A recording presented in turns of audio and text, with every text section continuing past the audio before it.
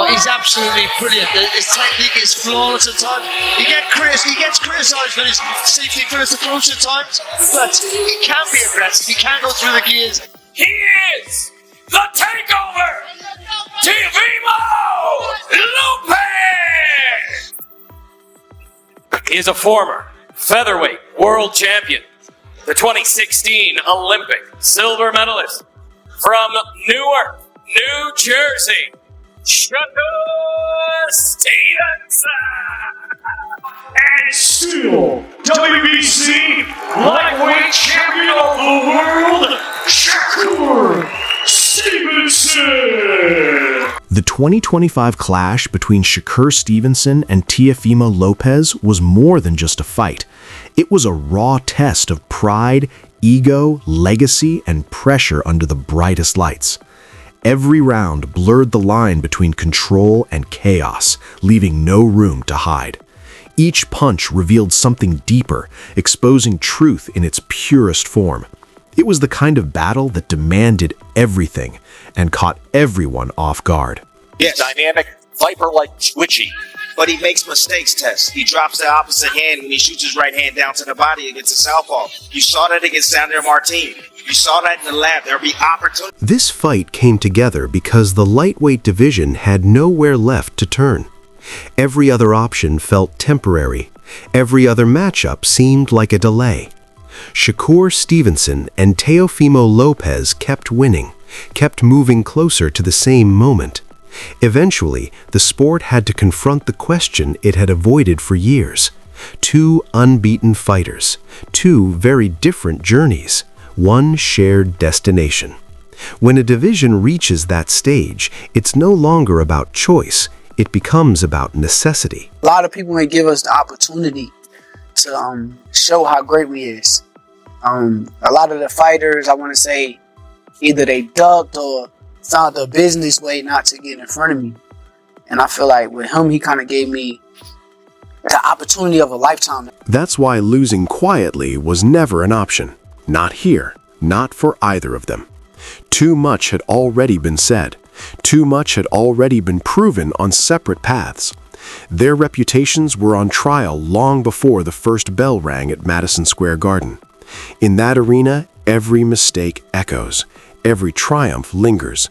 Legacy doesn't whisper inside those walls, it roars.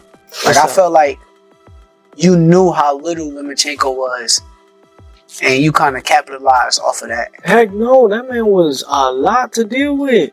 And then Teofimo said it. I'm coming to conquer.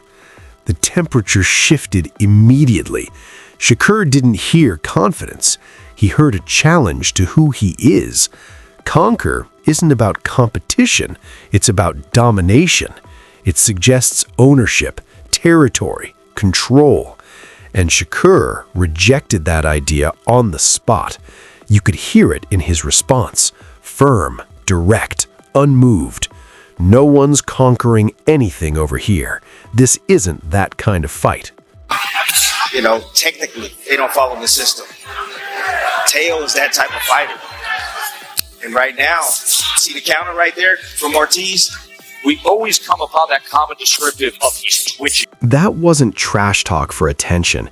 It was a clear statement of how each man viewed himself in this matchup. Teofimo speaks in absolutes. To him, disruption is strength. He's always believed that if he strikes first, strikes hard, and makes it undeniable, the sport will shift in response. It's worked before. He's stormed through divisions, taken belts from fighters whose legacies were already in motion. He never waited for permission. He stepped past the line and made his own. Is this going to be a great fight? I don't know if it will. I mean, style-wise, I can see you having a little reservations, you know, whether or not these guys will make for dynamite. Shakur doesn't operate that way. His confidence isn't built on slogans. It's built on control. He breaks you down, narrows your choices, removes your options until the fight feels smaller than it did 5 minutes earlier. That's why the word conquer didn't sit right with him. Conquering implies chaos, takeover, disruption. And Shakur thrives in structure. He lives in precision.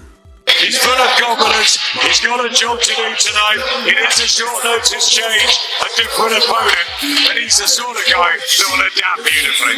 Yeah, but he needs to put on a clinical, hard, terrifying performance here. That same tension surfaced again during the sugar conversation. On the surface, it sounded minor, just a nickname. Fans love that kind of thing. But this wasn't about branding. When Teofimo said he kicked off Sugar Shakur, he wasn't just referencing a label. He was placing Shakur inside a historic lineage, alongside Sugar Ray Robinson, Sugar Ray Leonard, and Sugar Shane Mosley. Those names don't carry hype. They carry weight, responsibility, expectations strong enough to define or derail a career. Out of course, the fight, I don't know if he wants it or not, but it's tough to have the conditioning. See, if I can take your conditioning, if he make you fight fast like this. A lot of people ain't give us the opportunity to show how great we is. A lot of the fighters, I want to say, either they ducked or found a business way not to get in front of me. And I feel like with him, he kind of gave me the opportunity of a lifetime. Shakur didn't push back out of insecurity. He pushed back because he understood the weight behind it. In this era, that word carries a different charge. It isn't just a compliment, it's a standard shaped by someone else's definition of greatness, and he wasn't ready to wear a legacy that wasn't fully his own. That's why this matchup was never just style versus style, it was belief versus belief. Teofimo believes in disruption. It's both his greatest strength and his greatest risk. When it works, it's electric. When it doesn't, it drains fast. His career has been defined by moments where he forces the fight before his opponent ever feels settled. Shakur believes in structure. An Olympic silver medalist and a world champion in multiple divisions, his path has been deliberate, step by step. He studies patterns, builds them, then breaks them down piece by piece. His defense is subtraction, quiet, precise removal. He doesn't dominate entire arenas, he dominates inches. You build your career up all this time. Oh, I want to fight this guy, I want to fight this guy, I want to fight this guy. And then the moment comes and it's like, damn, it's here. Like, it kind of like turn you up like, okay, let's go get it now. That's why some fans worried the fight might lack fireworks. But what rarely gets discussed is what happens before the gloves are even on. Backstage, Teofimo moved with sharp intention. Shirt off, knocking out push-ups, dips off the couch, thumping his chest like he was reminding himself, I'm ready, I'm here, this is me. It wasn't loud, it wasn't over the top, it was deliberate. Almost as if he wanted Shakur to notice without ever saying a word. Fighters do that sometimes. They set the tone before the first bell, shaping the atmosphere without speaking. It's the kind of detail most fans never see, but it seeps directly into how a fight begins. This is as well. He takes little small steps back. He's even doing it with Shakur. No, Shakur wants to attack. He's taking little steps back. That just makes you reset it. The bell rings for round one, and Teofimo comes out fast. He's trying to establish danger immediately, to make Shakur think, this is real, this is serious.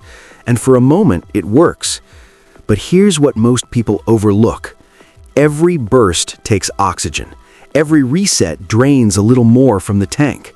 Teofimo is already investing energy early. Shakur isn't.